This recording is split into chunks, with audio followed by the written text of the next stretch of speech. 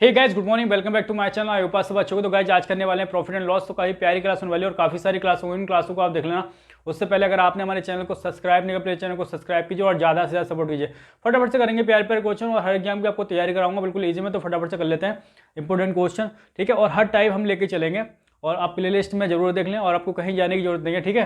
तो आप अगर सीरीज से पढ़ेंगे तो गाइज हर टॉपिक को आप क्लियर कर लेंगे तो देखेंगे कि आपका एग्जाम भी आसानी से क्लियर हो जाएगा, ठीक है। तो फटाफट से कर लेते हैं। क्वेश्चन फर्स्ट में कहा गया है किस इमेज को 400 रुपये के स्थान पर 350 में बेचने से हानि होती है। देखो पहला क्वेश्चन है, पहले अगर देखो 400 में बेच रहा था तब भी हानि हो रही थी, इसका मतलब है अब 350 में बेच रहा है तब और हानि हो रही है, यानी कि गैप कितना है 50 का है। लेकिन क्वेश्चन में कह रहा है 50% की वृद्धि हुई है, यहाँ से आते कितने की 50 की, तो ये 5% की वृद्धि हुई है।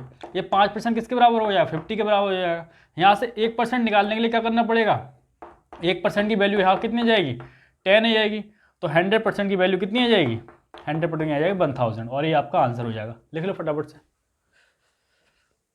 नंबर सेकंड करेंगे। क्वेश्चन नंबर सेकंड में देखो क्या बताया गया है, कहा गया है एक गाय को 1000 में बेचने की तुलना में 1010 में बेचने पर 5% की क्या होती है अधिक का लाभ होता है। कहने का मतलब क्या है, जब वो उसने 1000 में बेची थी अगर बेचता तब भी लाभ होता और 1010 में बेचा तब भी लाभ हुआ। तो यहाँ से यहाँ तक गैप कितना है 10 का है और 10% की वृद्धि नहीं कितनी, ये देखो 10% की वृद्धि है किसके बराबर 5% के बराबर, क्योंकि 5% की तो वृद्धि हुई है तो 5% बराबर हो जाएगा आपका 10, ठीक है। तो यहाँ से 5 से काटोगे 2 तो ये 1% बराबर कितना आ जाएगा 2, ठीक है। तो 100% निकालना, पूरी वैल्यू कितनी होती है 100% होती है, तो इधर 2 जीरो और इधर 2 जीरो, ये आ जाएगा आपका आंसर 200। लिख लो फटाफट से। नंबर 3 करते हैं। क्वेश्चन नंबर 3 का देखिए किस तरह से करेंगे। दिया हुआ there is a profit of 20 on the cost price of an article दे रहा है, ठीक है।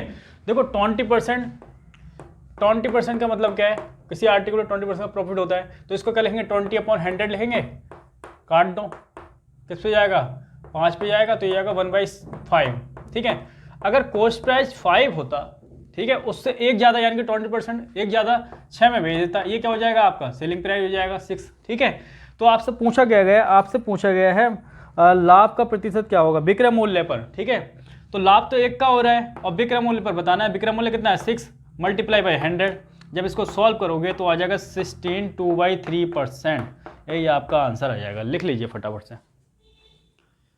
4 कर लेते हैं। क्वेश्चन नंबर 4 में देखो क्या बताया गया है, प्यारा सा क्वेश्चन है। If the percentage of profit calculated on selling price, selling price की बात कर रहा है, देखो 20% दे रखा है, ठीक है, और सेलिंग प्राइस की बात कर रहा है, तो 20 अपॉन कितना हो जाएगा परसेंट आ रहा तो 100, तो इससे कटोगे तो ये 5 पे आ जाएगा, यानी कि 1/5 और नीचे वाली वैल्यू क्या जाएगी इस बार सेलिंग प्राइस हो जाएगी, क्योंकि सेलिंग प्राइस की बात कर रहा है वो, ठीक है। तो इससे 1 का ज़्यादा प्रॉफिट यानी कि 1 का प्रॉफिट भी मतलब प्रॉफिट कितना है 1 का है, ठीक है। तो जो कॉस्ट प्राइस होगा वो क्या हो जाएगा, सीधी सी बात है, अगर 4 की रही होगी 5 - 4 4 की रही होगी तो उससे एक ज़्यादा लेके 5 बेचेगा, यही तो कहा गया है। तो आपसे पूछा गया है क्रय मूल्य पर लाभ का प्रतिशत बताइए। तो लाभ कितने का हो रहा है 1 का और क्रय मूल्य कितना है 4 का मल्टीप्लाई बाई 100 और 4 से काटोगे तो 25% आ जाएगा आपका आंसर। लिख लो, प्यारा सा क्वेश्चन है। तो करते हैं 5, प्यारा सा क्वेश्चन, इंपॉर्टेंट क्वेश्चन, तो बहुत प्यारा question. A man purchase of bed sheet for ₹450 and sold it and again of 10%, ठीक है। देखो 10% की बात कर रहा है, ठीक है, और ये किसका है, ये आपको दे रखा है सेलिंग प्राइस पे, ठीक है।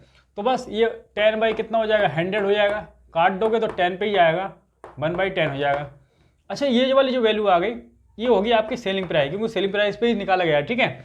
और 1 का प्रॉफिट, तो बताओ कॉस्ट प्राइस कितना हो जाएगा भाई, 10 पे 1 का प्रॉफिट हो जाएगा तो 9 का हो जाएगा, लेकिन कॉस्ट प्राइस तो क्वेश्चन में अलग दे रखा है, कितना दे रखा है, तो दे रखा है कॉस्ट प्राइस जो है आपका 450 है, क्वेश्चन में दे रखा है 9 नहीं है, कितना है 450 है, इसका कितना टाइम, तो 9 × 5 = 45 50 टाइम, ठीक है। तो उसी प्रकार से सेलिंग प्राइस होगा वो 10 ना होके 50 टाइम कितना रहा होगा 500 रहा होगा और 500 आपका आंसर रहेगा। लिख लो फटाफट से।